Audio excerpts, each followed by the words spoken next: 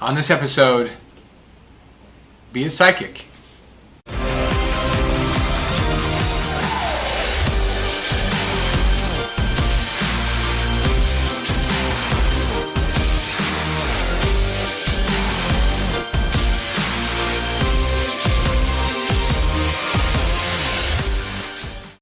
Hey everybody, this is the quarter show, and had an interesting little conversation very quick. Just made a little quick point to one of my other sales guys here, and I mentioned that you have to be a psychic, and to dive into that a little further, I'm sure you've experienced this, right? Where the sales rep, the person you're dealing with, is so good at their job and they've seen so much that they know what's happening on your side of the table.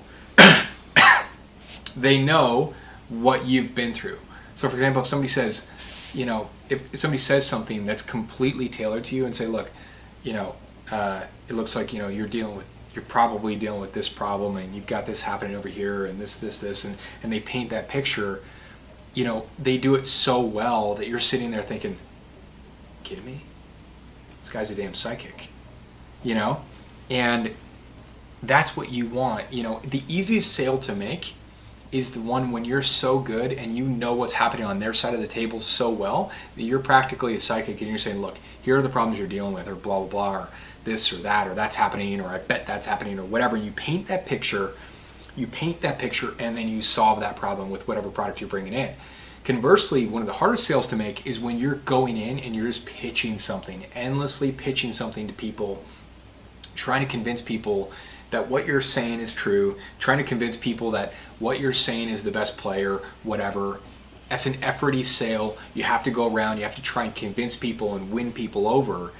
If you go in and you talk to somebody who's, let's say, in B2B sales, for example, and they're a VP sales or a chief revenue officer, for example, we deal with this kind of thing. So, and because you've talked to other people in that similar position, you've solved other problems in that similar position, you know exactly what they're living day in and day out and the problems that they're facing, and you understand that so well, then when you start communicating, you become an instant opinion leader to them, and it's like you're a psychic. You're talking about a thing that they're dealing with right now, every day, all the time.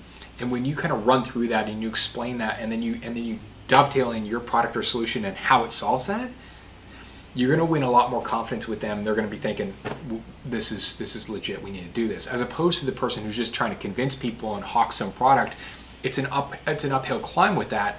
But moral of the story here is, in order to be a psychic, you need to understand what's happening with your buyer, with your prospect. You need to understand their universe. What are they dealing with? Not just kind of, sort of, but you have to intimately understand it. And if you do and you communicate from that standpoint, it's incredible. And over the years, I've picked up all these different things where I understand what's happening on their side of the table. I understand what the problems they're dealing with.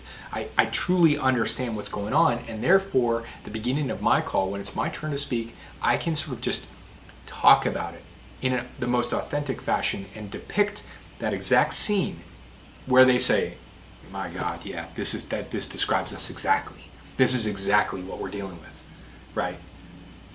Oh, and then they're going to say, "What? We need this. We need to do this." They're thinking that the sale is practically over at that point.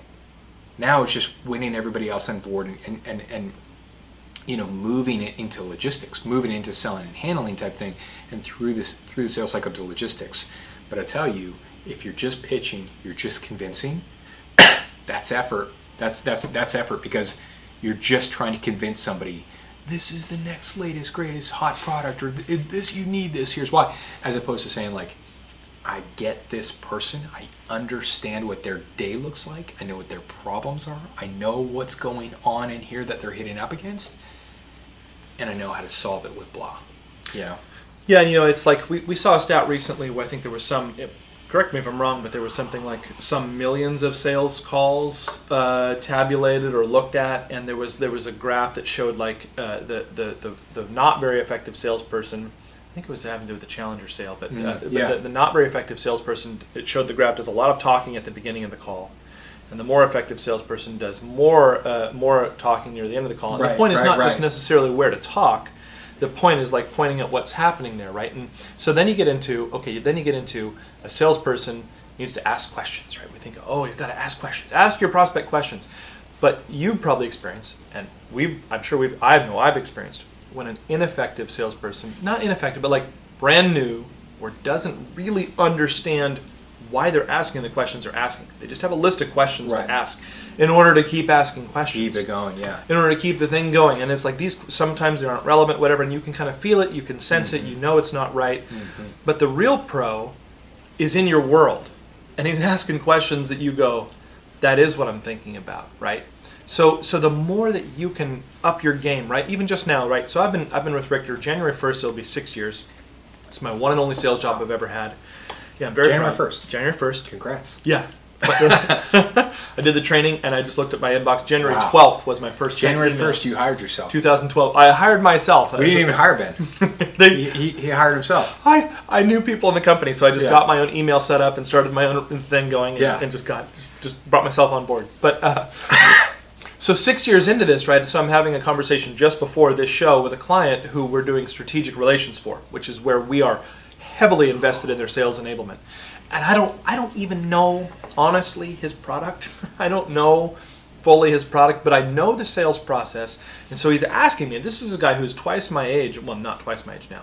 He's older than me. He's been selling a lot longer than me, and he knows his stuff. He's no slouch. So I just come to the table and just 2 or 3 different points, and he's like, yeah, we thought of that when we tried that. And then I bring something else, and he's like, now that's interesting. We haven't implemented that, right? And it's just because I know his world. I just know that, I haven't. So you want to get experience. You want to really, really understand. Listen to them. Yeah. Listen, understand. Like every time you have a conversation, it's like a survey. You get a chance to listen to the problems, and you can start. There's commonalities, right? There's themes that are going on. There's things. Take notes and start writing to understand the buyer, what's happening, what's going on with your buyer. Understand everything about their life and their pain points related to work, related to what they're doing, right? Go to LinkedIn, read articles, see what's happening, read about their industry, or read about them, the people that you're dealing with. Understand when you're asking questions, you're asking questions strategically. You're saying, well, what about this? What about that? When you ask questions and you take that in and you can take notes, and then you realize the last 100 people all said blah. And then you start using that and integrating that into your sales pitch, and you can start saying, look, here's what I know. Every chief revenue officer, every chief marketing officer, blah, blah, blah, is saying da-da-da, or here's what's going on out there. Look, your sales team is following up on average 3 times when the factual numbers that they should be following up, blah, blah, blah, blah, blah. We know this because we did